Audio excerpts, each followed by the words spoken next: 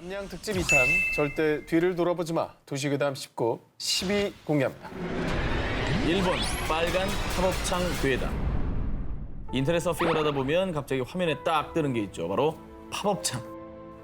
그런데 아무리 끄고 또 꺼도 꺼지지 않는 팝업창이 있다면 이런 거는 대부분 가끔 좀 이제 어둠의 경로 19금 사이트에 접속했을 때 를 나오죠. 찾을 때 발생하는 거 아닙니까? 그런데 말입니다. 일본에는 이 팝업창에 얽힌 한 괴담이 있다고 하는데요. 방과 후 친구와 집에 가던 A군은 친구 B군으로부터 묘한 이야기를 듣게 됩니다. 절대로 안 꺼지는 팝업창이 있는데 그걸 본 사람은 죽는데. 에이, 그런 게 어딨어. 친구의 이야기를 대수롭지 않게 여겼던 A군. 집으로 돌아가 평소처럼 컴퓨터를 하고 있었습니다. 그런데 갑자기 컴퓨터 화면에 뜬 정체불명의 팝업창. 새빨간 창에 당신은 좋아합니까? 라는 알 수 없는 내용의 문장이 적혀 있었는데요. 보라? 이거 왜 안 꺼져? 더 이상한 건 아무리 닫기 버튼을 눌러도 팝업창이 사라지지 않는다는 것이었습니다. 바로 그때 A군의 눈앞에 펼쳐진 괴기한 현상. 화면 중앙에 가느다란 선이 생기고 글자가 삐뚤어지기 시작하더니 새로운 단어가 생겨났는데 당신은 붉은 방을 좋아합니까?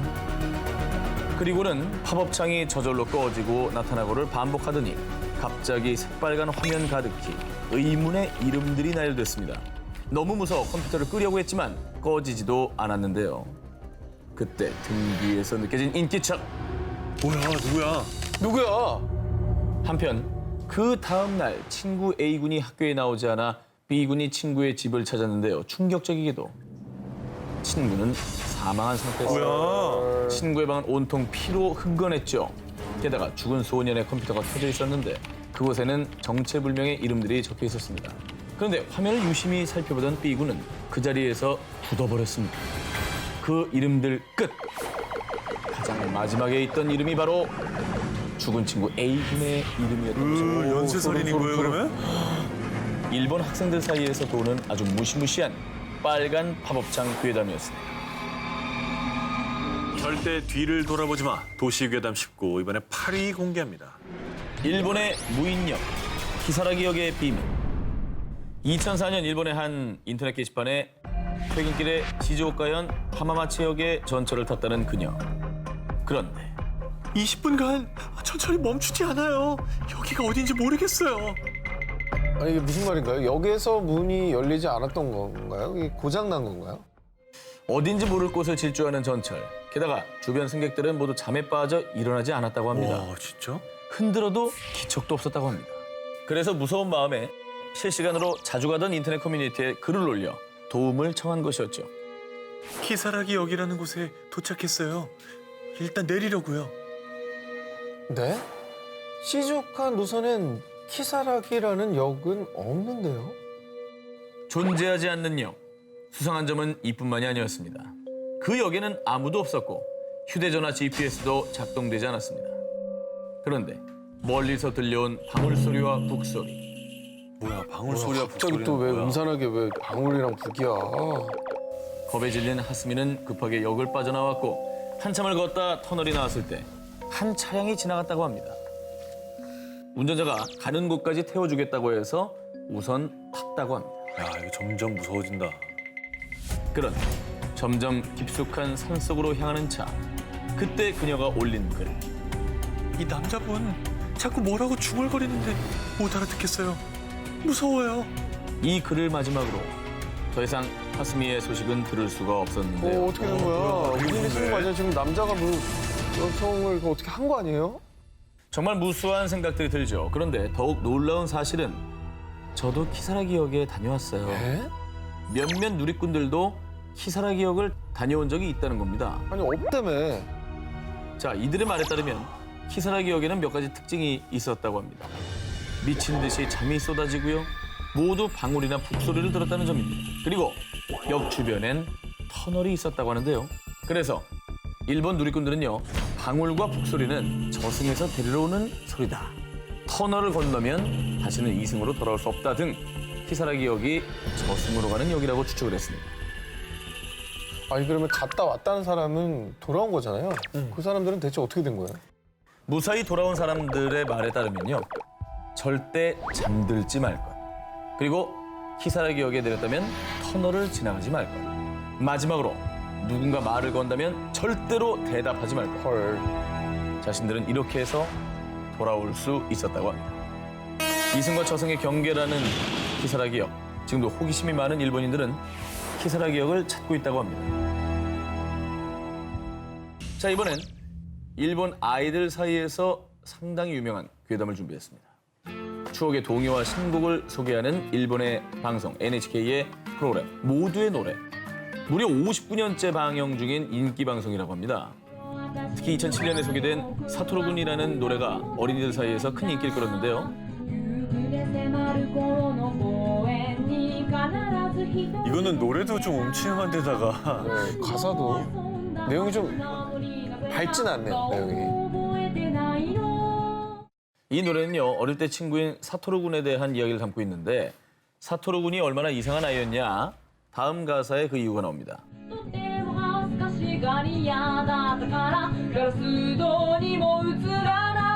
아니 그럼 귀신인 거예요, 사토루가? 그런데 말이죠, 다음 가사에서는 이런 내용이 또 나옵니다.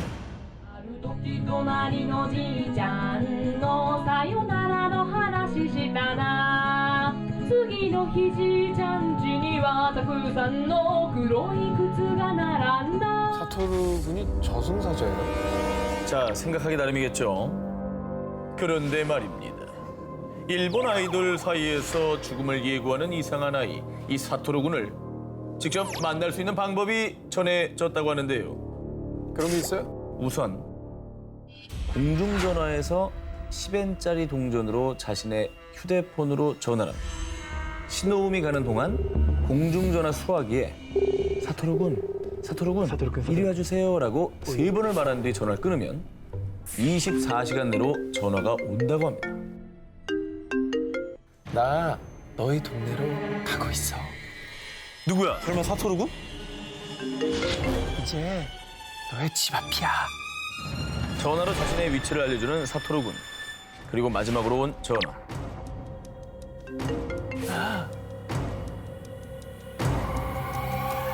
지금 내 뒤에 있어. 그럼에도 불구하고 아이들이 사토루군을 만나고 싶어하는 이유가 있습니다.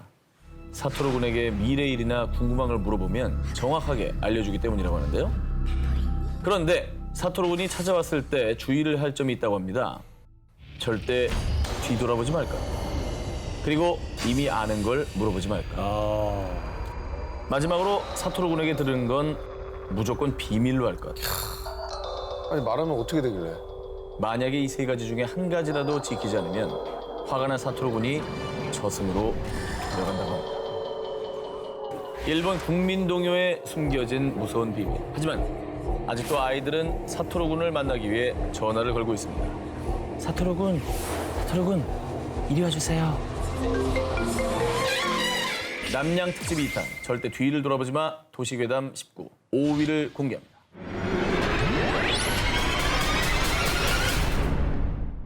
(2012년 6월) 초록창 지식인에 올라온 글 하나. 여자친구 생주의라서 이사일을 준비 중인데요. 라조육 이사일을 해볼까 합니다. 뭐야 이게? 뭔 소리야? 생주의를 한다고? 생주의? 생일 파티를 뭐 준비하는 거야? 이사이는 뭐야? 자, 더 들어보시죠. 워낙에 라조육도 즐겨 듣는 친구고 제 차에서도 BGM으로 항상 틀어놓고 데이트를 하거든요. 라조육이 음악이에요? 라조육을 즐겨 들어? 라조육, 이사이, 생주의 등 다소 난해하고 낯선 단어를 사용한 글. 그런데 이 글에 답변들이 달렸는데요. 저는 라조육 우정국이라는 곳을 꾸준히 이용하고 있습니다. 라조육 기만 CMBD로서 더 빛을 발하는 것 같더라고요. 해보시면 아마 만족하실 겁니다. 이렇게 답변마저도 알 수 없는 단어들로 도배가 되어 있었는데요. 야 이게 뭔 소리야?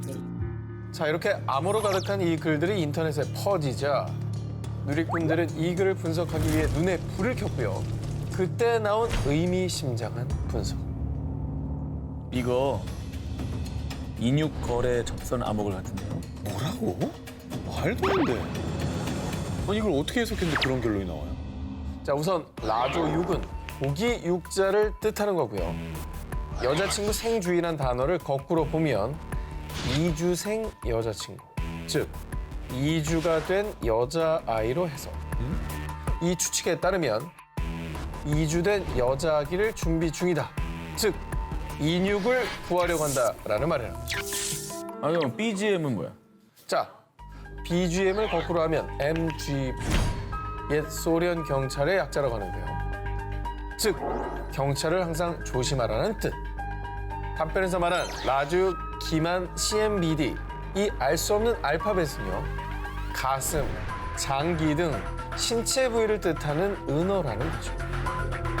그래서 이 지식인들과 답변이 인육 매매 정황이라는 충격적인 주장이 마구 쏟아졌는데요.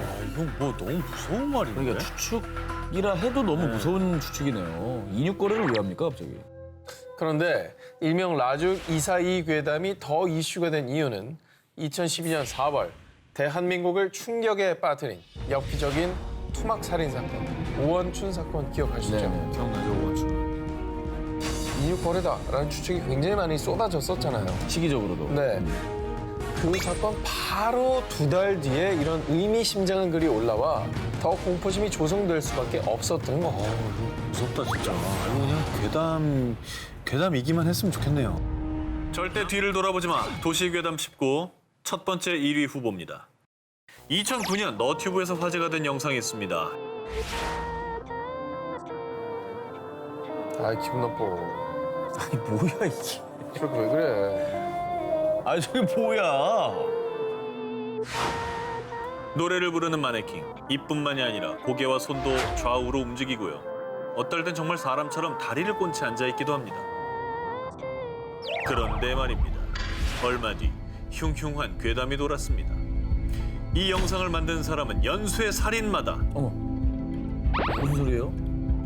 아니, 마네킹이랑 연쇄살인이 무슨 상관이에요? 소문에 의하면 연쇄 살인마가 여성들을 납치한 뒤 피해자의 옷을 벗겨 마네킹에 입힌 거라고 합니다. 저게 이제 피해자들의 옷이라는 거죠? 그렇습니다. 심지어 이 연쇄 살인마는 피해자들을 산채로 땅에 묻었는데 헐. 피해자들을 생매장한 곳은 영상 속에서 뜬금없이 나오는 미스터리한 곳, 집 뒷마당. 저 집은 연쇄살인마의 집이라는 거죠. 그래서 연쇄살인마는 땅속에 생매장한 피해자들의 비명이 새어나올 때마다 마네킹에서 노래가 흘러나오도록 했다는 거죠. 그런데 말입니다. 누리꾼들의 추적으로 이 영상을 만든 사람의 정체가 밝혀졌는데요. 그는 바로 존 버저론이라는 남성이었습니다. 그런데 더 반전은 그는 괴담처럼 살인을 저지른 범죄자가 아닌 노래 부르는 프로그램인 보컬로이드 로봇을 만드는 제작자였습니다. 에이, 에이, 진짜. 몇 해 전에 홍보용으로 만든 건데 사람을. 2009년에 다른 유저가 재업로드하면서 괴담이 양산된 거라고 합니다. 그런데 사실을 알게 된 이들은 알고 봐도 무섭다, 자꾸 노래하는 모습이 맴돈다 라며 여전히 노래하는 마네킹 후유증을 앓고 있다고 합니다. 그곳에선 과연 미스터리 스폿 19 6위를 공개합니다. 영국 심령 스폿에서 생깁니다. 2016년 10월 31일 영국 리버풀 헬로윈을 맞아 심령 스폿 투어를 떠난 사람들. 그런데 며칠 뒤 단체 사진을 확인하던 투어 가이드 필 바로는 사진을 보고 화들짝 놀라고 맙니다. 그냥 평범한 뭐 단체 사진? 단체 사진 아니에요? 평범해 보입니까? 저기 평범해 보이는데? 좀 더 자세히 보시기 바랍니다. 저기 사람! 어깨에 약간 사람 얼굴 같은 동그란 게 있는데? 당시 투어에 참여했던 사람은 29명. 그러니까 사진 속 사람은 제발 29명이어야 하지만 사진 속 인원은 모두 30명이었습니다. 뭐야, 한 명 어디 갔어? 초대받지 않은 1위는 일행 한가운데 서 있는 바로 저 소녀입니다. 정체불명의 소녀가 찍힌 이 사진 속 배경은 영국에서도 손꼽히는 심령 스팟, 구 뉴샴파크 병원입니다. 1874년 이곳은 원래 보육원이었습니다.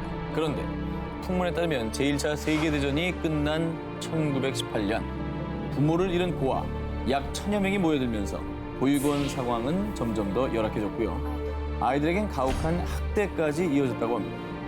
그리고 안타깝게도 많은 아이들이 유명을 달렸다고 하는데요.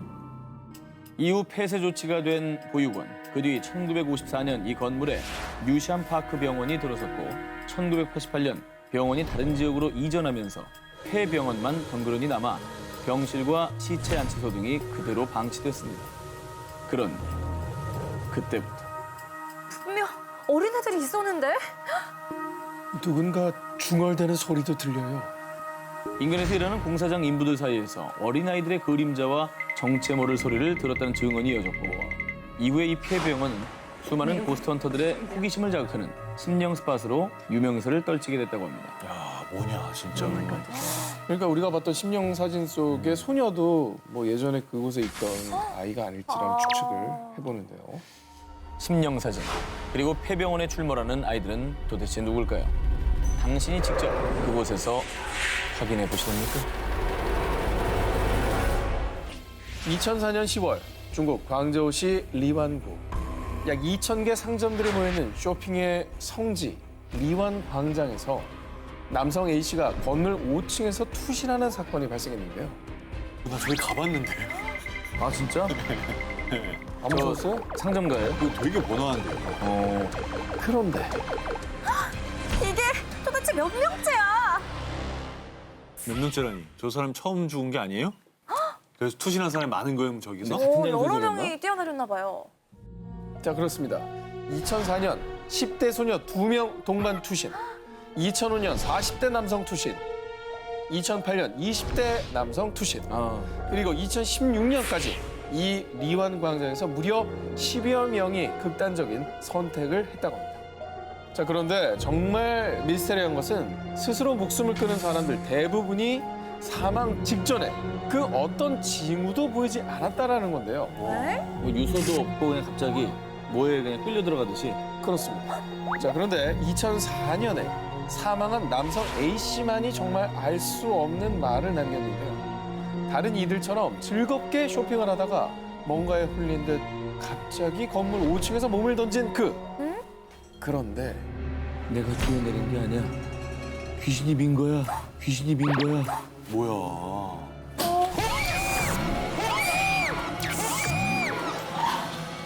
아유 진짜. 나 이거 쏟으려고 그랬어. 아 깜짝이야. 저 기운 빠지는데 좀 대신 읽어주시면 안 돼요?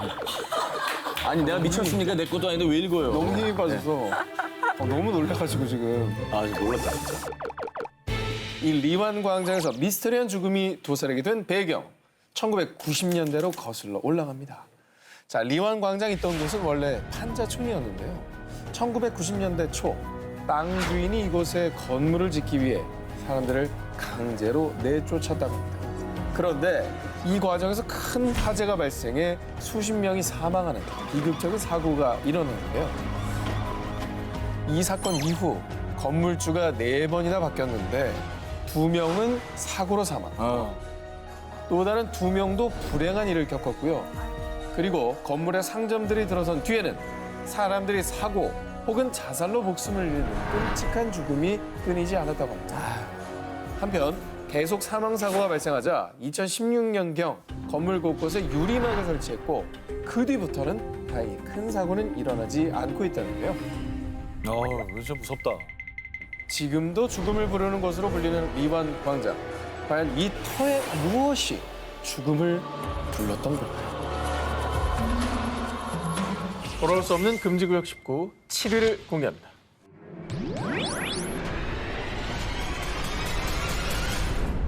전 세계 공포 마니아들의 심장을 쓸어내리게 한 으스스한 폐교. 그 첫 번째 학교는 홍콩 위안롱에 위치한 달떡 학교입니다. 이곳은 무려 유명 자연과학 다큐멘터리 채널 내셔널 지오그래픽에서 뽑은 아시아에서 가장 무서운 장소 탑 10 중 한 곳입니다. 어쨌건 아시아 탑 10이니까. 그렇죠. 예. 자, 이 학교는 1998년 학생 수가 줄어들며 폐교된 후 방치돼 왔는데요. 자, 그렇다면 도대체 달떡 학교에 무슨 일이 있었기에 무시무시하기로 소문이 났느냐? 화장실에서 빨간 옷을 입은 귀신이 나왔다고요. 그리고 2011년엔 대낮에 12명의 중학생이 함께 달떡학교를 방문. 그런데 저기 빨간 옷을 입은 귀신이 나타났어. 안 보여? 너 왜 그래? 왜 갑자기 목을 조르고 그래? 아, 저리 가. 일행 중에 한 소녀가 빨간 옷 귀신을 목격한 후 스스로 목을 조르더니 말리던 친구까지 해치려 한 겁니다. 근데 더 소름 끼치는 건요. 당시 다른 학생은 너희 아무도 하얀 형체를 못 봤어? 또 다른 귀신을 목격했다고 전해지는 건데요. 야, 한둘이 아니구나. 그것도 뭐 아까 대낮이라고 하지 않았어요? 대낮에 유령을 보고 귀신을 본다고? 와. 근데 무섭다 진짜. 저 학교에 무슨 일이 있었던 거예요? 왜 이렇게 귀신이 많아요? 궁금하시죠? 네. 달떡학교에 전해지는 또 다른 소문에 따르면요. 군인들에게 희생당한 혼들이 구천을 떠돌고 있는 게야. 과거 1899년엔 홍콩을 점령한 영국군에게 1940년대엔 일본군에 의해 억울하게 학살당한 사람들이 달떡학교 인근에 묻혔는데 사람들은 이들 원혼이 폐교된 이후에도 떠나지 못하고 나타나는 게 아닌가 추측하기도 했습니다. 그러니까 뭐 더 원혼들이 나타난다고 믿을 수밖에 없는 거죠. 그죠? 아니 근데 폐교되고 귀신도 나온다고 하는데 왜 가는 거예요 저기를? 난 일부러도 피해갈 것 같은데. 너무 무섭다. 자, 이어서 소개할 두 번째 학교는 일본 홋카이도에 위치한 폐교 비바이 쇼토 초등학교입니다. 어휴, 저기도 살벌하다. 1974년 폐교된 이 학교는요, 특이한 생김새 때문에 일명 원형학교로도 알려져 있습니다. 그런데 말입니다. 이곳은 심령술사조차 여긴 악한 영들이 너무 많아. 함부로 손댈 곳이 아니야. 라며 두 손 두 발 다 들 정도로 오싹 그 자체. 야, 뭐 전문가들조차 포기할 정도면 이거 진짜 가보면 진짜 무섭나 보다.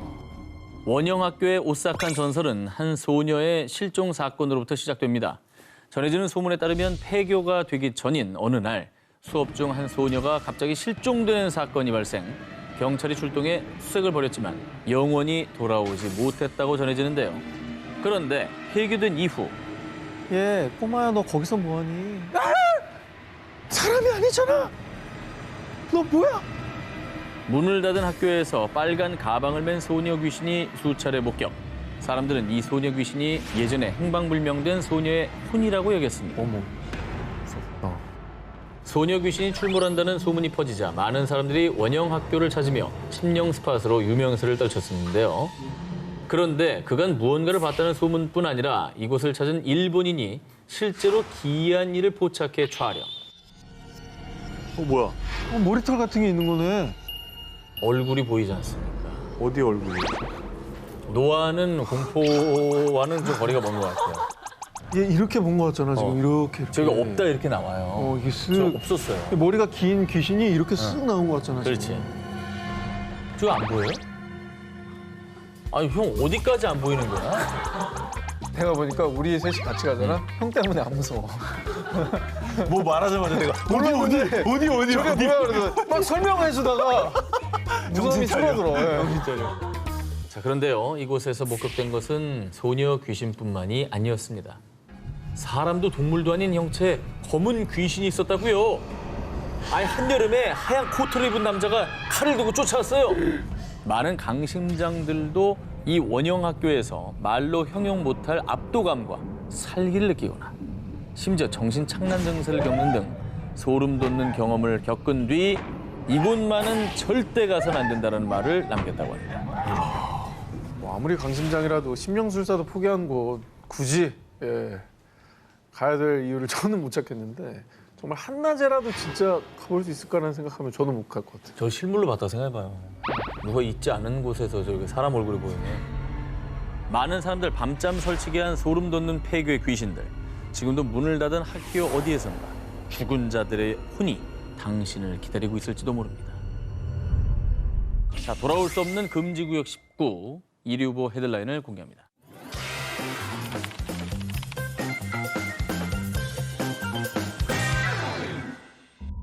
일본 교토 중북부에 위치한 사쿄구. 이 지역 택시 회사에서는 택시 기사들에게 철저히 당부하는 게 있다고 하는데요. 밤늦게 절대 이곳에 가면 안 됩니다. 택시 기사들한테 막 금지된 구역 뭐 이런 게 있나? 아, 언니 정류소 이런 데 가면 안 되나 보다. 이 지역 택시 기사들의 금지 구역의 정체. 이곳에 가면 귀신을 승객으로 태우게 된다는 전설이 전해지는 미도로 연못입니다. 그렇게 보니까 되게 음산해 보이네. 음산하네. 이 미도로 연못에서 이런 소문이 퍼진 이유. 전해지는 이야기에 따르면 과거 어느 밤 미도로 연못을 지나던 한 택시가 입에서 피를 토하는 한 여성 승객을 태우게 됐는데요. 병원으로 좀 가주세요. 다급한 마음에 뒤도 돌아보지 않고 인근 대학병원으로 향한 택시기사. 그런데 말입니다. 손님 도착했습니다. 손님! 분명 뒷좌석에 타고 있던 승객이 온데간데 없이 사라져버렸던 겁니다. 헐. 그런데 말이죠. 이후 택시기사가 듣게 된 끔찍한 이야기. 과거 미도로 연못은 결핵으로 사망한 사람들을 매장시킨 곳이죠. 심지어 살아있는 결핵 환자들까지 연못에 매장시켰다는 전설이었습니다. 너무 끔찍하다. 뒷좌석 승객으로 피 흘리고 있었다는 거잖아요. 결핵이네, 그럼. 그러니까 이게 연관이 되거든. 원혼이 되어서 막 다시 택시 타고 벗어나려고 하는 거 그런 거 아닐까요? 그래, 저 연못을 떠나고 싶은 거지. 그러니까. 아, 맞네. 그런데 말입니다. 택시기사들이 겪었다는 미스터리한 일은 이게 다가 아니었습니다. 미도로 연못으로 가달라던 한 승객 역시 한순간에 증발해버렸는데 또? 그가 앉아있던 뒷좌석이 물에 흠뻑 젖어 있었다고 하고 어머머머. 또 승객을 태우고 미도로 연못으로 간 택시 기사들에게 불운한 사건 사고가 잇따라 발생했다는 이야기도 전해지며 특히 택시 기사들 사이에서 금지 구역으로 불리게 된 거라고 합니다. 제대로 금지구역이네. 일본 택시 기사들의 금지 구역 미도로 연못. 연못 속에 아직 드러나지 않은 무언가가 숨겨져 있는 건 아닐까요? 자, 지금까지는 대부분 사람들이 꺼려하는 출입 금지 구역을 저희가 소개해드렸는데요. 네네. 이번에 소개해드릴 곳은 한때 연간 2만 5천여 명이 찾았던 유명한 레저 스팟입니다. 바로 미국 유타주 유타 호수 인근에 위치한 너티퍼티 동굴인데요. 성인 한 명이 겨우 지나갈 정도로 굉장히 비좁고 험난한 곳인데 이곳은 한때 동굴 탐험 마니아들의 성지였습니다. 아우, 저 어떡하냐. 아우. 근데 뭐 저렇게 좁고 사람들이 많이 간다 그러면 거의 뭐 붙어서 쫙 이동할 텐데 그럼 뭐 위험하진 않겠네요. 하지만 이 유명 관광지가 지금은 완전 폐수. 아무도 출입할 수 없는 금지 구역이 돼버리고 말았습니다. 사건의 발단은 2009년 11월로 거슬러 올라갑니다. 존 에드워드 존스라는 남성은 고향을 방문했다가 지인들과 함께 너티퍼티 동굴을 찾았는데요. 차례차례 비좁은 동굴을 기어서 이동하던 그때 살려주세요! 그는 동굴 탐사 중 길을 잘못 들어 동굴의 아주 좁은 틈새에 몸이 거꾸로 끼는 사고가 발생. 어떡해. 못 나오잖아. 저게 지금 자기 혼자는 절대 나올 수가 없는 상황인 거죠? 못 나와. 뒤에서 누가 발을 잡아 빼줘야 되는 거죠 지금? 저런 상황에서 발버둥 치면 더 껴요. 자, 존스는 발만 구멍 밖으로 남겨둔 상태로 좁은 틈에 갇혀 옴짝달싹 못했는데요. 아. 당시 존스의 동생이 그의 다리를 잡아당겨 구출하려 했지만 키 180cm에 몸무게 90kg의 건장한 체격이었던 존스를 빼내기엔 역부족이었습니다. 와, 저 어떡하냐? 물구나무 선체로 끼워버린 거 아닙니까 지금, 그죠? 숨이 안 쉬어질 거 아니에요? 숨도 숨이지만 저 안에서 얼마나 공포스럽겠어요. 아, 그럼. 자, 결국 구조대원 130여 명이 출동. 존스 구출 대작전에 돌입했는데요. 하지만 동굴이 굉장히 비좁아 중장비 동원 불가, 또 붕괴 위험성 때문에 폭발물 역시 사용 불가. 큰일 나지. 구조 여건은 최악이었습니다. 아, 무섭다. 어떻게 해야 돼요, 저거? 사건 발생 24시간 뒤 구조대원들은 고민 끝에 도르래를 설치해서 다리를 끌어올려 보는 건 어떨까요? 하지만 벽에 고정시켰던 도르래가 빠지며 아유. 오히려 존스는 더욱더 깊은 곳으로 미끄러지고 말았습니다. 어머머, 어떡하니. 자, 그렇게 구조대원들이 고군분투하는 사이 시간은 속절없이 흘렀고 어떡해. 결국 사고 발생 약 27시간 만에 존스는 사망하고 말았습니다. 아우, 야, 이 구조 하다가 저렇게 됐으니까 더 안타깝다. 돌아가신 이후라도 시신이라도 수습을 해서 유족들에게 돌려줘야 될 거 아니에요. 그게 당연한 얘기겠죠. 자, 그런데 말입니다. 문제는 구멍에서 이 존스의 시신을 꺼내는 것조차 쉽지가 않았습니다. 존스의 시신을 수습하다가 자칫 구조대원들도 위험해질 수 있는 상황. 결국 존스의 시신을 회수하지 않고 너티퍼티 동굴 자체를 폐쇄하는 방향으로 유족과 합의가 됐고요. 어머. 결국 너티퍼티 동굴은 존스의 시신을 그대로 둔 채 2009년 12월 2일 콘크리트로 영구 밀봉됐습니다. 아, 웬일이야. 그냥 동굴 자체가 무덤이 됐구나. 근데 저건 너무 비극적이다.